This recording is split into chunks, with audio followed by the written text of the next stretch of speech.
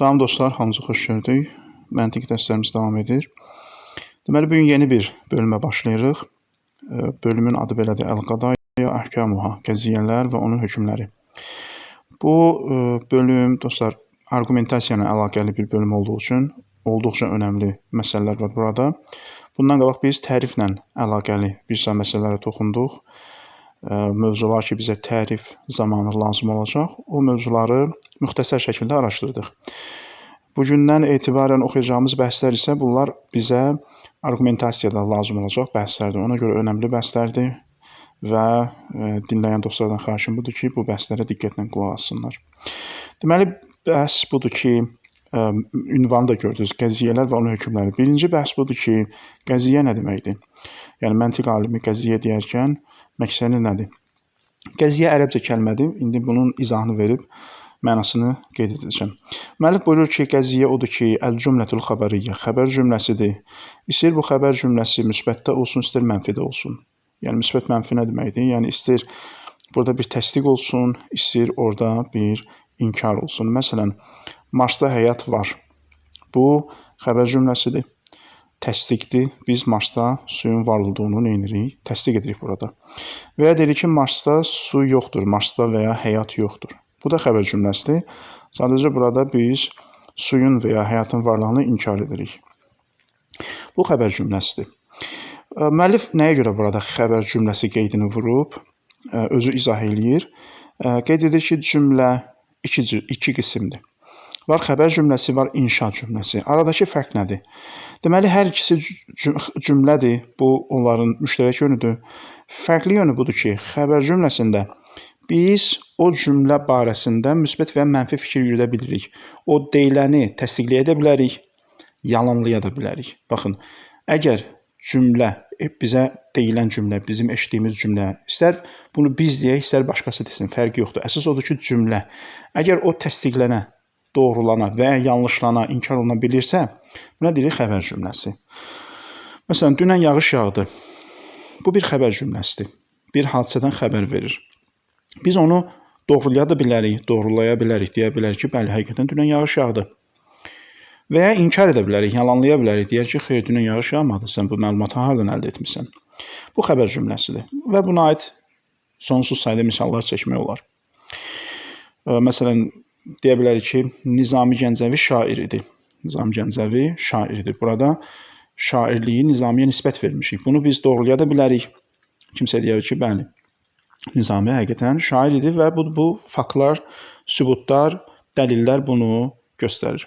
Və biri gəlib deyə bilər ki, xeyr, o şair deyildi, məsələn, filosof idi və s. Məsələn deyirəm. Və burada artıq neynir? Onu yalanlayır. İndi, burada bir məsələ önəmlidir. Deməli, dostlar, bir cümlə ki, o doğrulana və ya yalanlana bilər, o demək deyil ki, hər doğruladığımız şeyi, hər təsdiq etdiyimiz şeyi biz, məsələn, konkret etimad olunan etibarlı dəlillərə istinadən doğrulamışıq. Ola bilsin ki, bizim doğruladığımız, təsdiq etdiyimiz şeyə dair dəlillərimiz zəifdir. Ona görə bizim doğrulamağımız, nəyisə təsdiq etməyimiz yanlış ola bilər. Və ya inkar etməyimiz də o cür. Ola bilsin, istinad etdiyimiz dəlillər zəifdir, ona əsasən inkar edirik, yalanlayırıq. Kimsə gəlib o dəlillərə irad bildirə bilər. Məsələ bu deyil. Məsələ budur ki, mətn özündə, baxın, mətn özündə doğrulana və ya yanlışlana bilərmi? Əgər doğrulana və yanlışlana bilirsə, buna deyilir xəbər cümləsi. Amma inşa cümləsi elədir ki, o elə bir struktura sahibdir ki, onu siz doğrulaya və ya yanlışlaya bilmirsiniz. Məsələn, əmr cümləsi. Otur, dur, get, gəl, dayan və s. Burada artıq xəbər olmadığı üçün, nəyinsə barəsində siz məlumat vermədiyiniz üçün, biz artıq burada deyə bilmirik ki, bu cümlə doğrudur və ya bu cümlə yanlışdır. Bəli, dolayı yolla edə bilərik. Bu başqa məsələdir. Dolayı yolla doğrulama və ya dolayı yolla yanlışlama, bu başqa məsələdir. Məsələn, biri desə ki, mənə su ver. Burada bir inşa cümləsi var, əmr eləyir, mənə su ver. Biz dolayı yolla deyə bilərik ki, bunun məqsədi su içmək deyil, bu həqiqətdə susuz deyil, bu başqa məsələdir. Bu artıq yenə qayıdır kökü xəbər cümləsinə. Amma cümlənin özü strukturu, o artıq nə doğrulana, nə də yanlışlana bilmir. Bu, xəbər cümləsi ilə inşa cümləsi arasındakı fərq idi. Və müəllif deyir ki, bu fərqi biləndən sonraki cümlə iki qismdir: xəbər cümləsi, inşa cümləsi. Bunu bilmək lazımdır ki, biz məntiqdə ancaq xəbər cümləsi ilə əlaqəli mövzulara toxunacağıq. Bizim inşa cümləsi ilə əlaqəli mövzularla işimiz olmayacaq. Deməli, qəziyyə nədir? Qəziyyə o şeydir ki, o xəbər cümləsidir və orada doğrulama və ya yalanlama mümkündür. Deməli, qəziyyə budur, xəbər cümləsi və buna propozal da deyə bilərik. Buyurur ki, sonra qəziyyənin növləri. Buyurur, qəziyyənin iki növ var. Ərəbcəsi belədir: əl-qadiyyətul həmliyyə, həmli qəziyyə, əl-qadiyyətul şərtiyyə, şərti qəziyyə. Sonra şərti qəziyyə də özü iki qismdir: muttəsilədir, bitişik şərti qəziyyə və munfəsilə, ayrı şərti qəziyyə. Bunların hər biri haqqında indi qısa məlumat verəcək müəllif. Birinci, həmli qəziyyə nədir? Buyurur ki, əl-qadiyyətul həmliyyə budur ki, hiyəl qadiyyətul ləti nəhkumu fiyhə bi thubuti şeyin li şeyin əv nəfihi anhu. Həmli qəziyyə də budur ki, biz ya bir şeyi başqa bir şeyə nisbət veririk, ya da bir şeyi başqa şey barəsində inkar edirik. Məsələn, bayaqki nümunələrdən birini çəkim, Nizami şairdir. Baxın, burada nə deyirik? Nizami şairdir. Şairliyi Nizamiyə nisbət verdik. Bu qəziyyə həmliyyədir, həmli qəziyyə. Həml nədir? Həmliyyəni nisbət vermə. Həmlin mənası budur, nisbət vermə. Biz burada şairliyin Nizamiyə nisbət verdik və ya deyirik ki, tutalım, Marsda həyat yoxdur.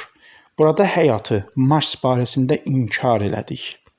Baxın, qəziyyə həmliyyə budur. Bir şeyi başqa bir şeyə ya nisbət veririk, ona aid edirik, ya da onun barəsində inkar edirik. Hər ikisi də nədir? Qəziyyə həmliyyədir, həmli qəziyyədir. Və burada iki tərəf var. Birinci tərəf, məsələn, Nizami şairdir. Birinci tərəf bu subyektdir. Buna ərəbcəsində mövzu deyir, məntiq alimləri mövzu deyirlər. Və ikinci tərəf nədir? Məhmul. Buna ərəb dilində məhmul deyirlər. Aydındır dostlar. Birinci tərəf mövzu, ikinci tərəf məhmul. Yəni birinci tərəf subyektdir, ikinci tərəf də məhmuldur, hökm olunandır. Və bunlar arasında da bir rabitə var. Yəni Nizami şairdir deyiriksə, bu Nizami Gəncəvi ilə şairliyi bir-birinə birləşdirən bir əlaqə var, rabitə var. Düzdür, ərəb dilində, müəllif burada indi ərəb dili qaydalarına əsasən deyir, ərəb dilində xəbər şəkilsi olmadığı üçün, yəni o dil qaydalarına əsasən bu rabitə mövcud deyil. Amma məntiqin işi sırf cümlə ilə, kəlmə ilə olmadığı üçün, birbaşa məna ilə olduğu üçün, artıq biz məntiqdə bu rabitəni qeyd etməliyik, bu əlaqəni qeyd etməliyik. Yəni, subyektlə obyekt arasında olan bu rabitəni etməliyik, qeyd etməliyik. Nizami şairdir. Nizami ilə şairlik arasında olan bu rabitə mövcuddur. Əlbəttə, bu rabitə kənar bir rabitə deyil. Yəni, bu cümlənin hissələrindən, Nizamidən və şairlikdən kənarda mövcud olan bir rabitə deyil ki, o kənardan gəlsin, Nizamiliklə şairliyi birləşdirsin. Xeyr, bunlar həqiqətdə, xarici aləmdə, real aləmdə birdirlər, vahid bir şeydirlər. Sadəcə biz təhlil nəticəsində onları neyləmişik? Subyekt, obyekt, rabitə olaraq qismlərə ayırmışıq. Amma digər dillərdə bu var. Müəllif də burada həm ingilis dilindən, həm də fars dilindən misal çəkir ki, ingilis dilində xəbər şəkilsi var is, fars dilində də xəbər şəkilsi var hast və ya ast, üzr istəyirəm. Azərbaycan dilində də bu var. Dırdır, durdur şəkilsi ki, bu nədir? Aradakı rabitəni bildirir. Bu həmli qəziyyədir. Bir də var şərti qəziyyə. Şərti qəziyyə nədir dostlar? Şərti qəziyyə budur ki, deməli, həqiqətdə burada iki dənə xəbər cümləsi var. Lakin bu xəbər cümlələri ilə bu xəbər cümlə arasında bir əlaqə var. Ona görə xəbər cümlələri arasında nə var? Əlaqə var. İndi bu əlaqə müsbət ola bilər, mənfi ola bilər. Onun növlərində qeyd edəcək ki, bu şərti qəziyyələr ya bitişik olur, ya ayrı olur. Əgər bitişikdirsə, deməli bunlar arasında bir rabitə var. Bu birinci tərəf ikinci tərəflə ikinci tərəf bir-birinə əlaqəlidir. Birinci tərəfə deyirlər müqəddəm, yəni öndə gələn, ikinci tərəfə deyirlər tali, yəni sonradan gələn. Məsələn, əgər yağış yağsa, tutalım biz piknikə gedəcəyik, məsələn deyirəm. Və ya əgər yağış yağmasa, belə də deyə bilərik. Əgər yağış yağmasa və ya əgər gün çıxsa, biz piknikə gedəcəyik.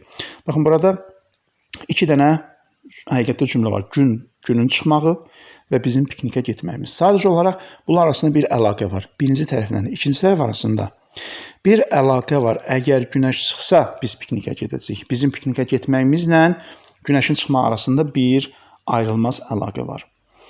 Lakin bəzən şərti cümlələrdə, bu cür şərti cümlələrdə birinci tərəflə ikinci tərəf arasında əlaqə yoxdur. Əksinə bir uyuşmazlıq var. Məsələn, insan ya alimdir, ya cahildir. Baxın, burada alimlik və cahillik heç vaxt bir yerdə cəm olmur. İnsan ya alimdir, ya da cahildir. Buna da deyirlər əl-qadiyyətu şərtiyyetul munfasilə, yəni bitişik olmayan, ayrı olan qəziyyələr. Və məntiq elmində bunlar müzakirə olunur. Qəziyyə həmliyə ki, bayaq dedik, qəziyyə həmliyə nədir? Qəziyyə həmliyə budur ki, bir şeyi başqa bir şeyə ya nisbət veririk, ya da onun barəsində inkar edirik. Burada subyektə nisbət ki, ona ərəb dilində məntiq alimləri mövzu deyirlər. Burada subyektə nisbət başqa növləri var, bir neçə növ var ki, bu ya şəxsiyyədir, ya təbiiyyədir. Bunlar barədə məncə növbəti dərslərdə məlumat verin, çünki istəmirəm məlumatlar burada çoxdur, zehniniz qarışsın. Deməli, xülasə eləyək. Bugündən bizim müzakirə edəcəyimiz bəhs argumentasiya ilə əlaqəlidir və biz qəziyyə bəhsinə daxil olduq. Qəziyyə xəbər cümləsidir. Dedik, inşa cümləsi ilə bizim işimiz yoxdur. Xəbər cümləsi o cümləyə deyilir ki, orada o cümlənin məzmununu biz doğrulaya da bilərik, yanlışlaya da bilərik. Aydındır, təsdiq və ya inkar edə bilərik. Və bizim inşa cümləsi ilə işimiz yoxdur. Və xəbər cümləsi iki qismdir. Ya bu həmliyyədir, ya şərtiyyədir. Həmliyyə budur ki, bir şey başqa bir şeyə ya nisbət veririk, ya inkar edirik. Şərtiyyə cümləsi də adından məlum olduğu kimi şərt cümləsidir. 2 dənə burada həqiqətdə xəbər cümləsi var. Sadəcə olaraq şərt cümləsində birinci tərəfinə ikinci tərəfin bir-birinə nisbəti ya biri digərindən bağlı ola bilər, biri digərindən asılı ola bilər, ya da xeyr, bunlar bir-birindən asılı olmaya bilər, əksinə uyuşmaya bilər. Bunlar bugün keçdiyimiz dərsin xülasəsi idi. Növbəti dərsdə görüşənədək hələlik.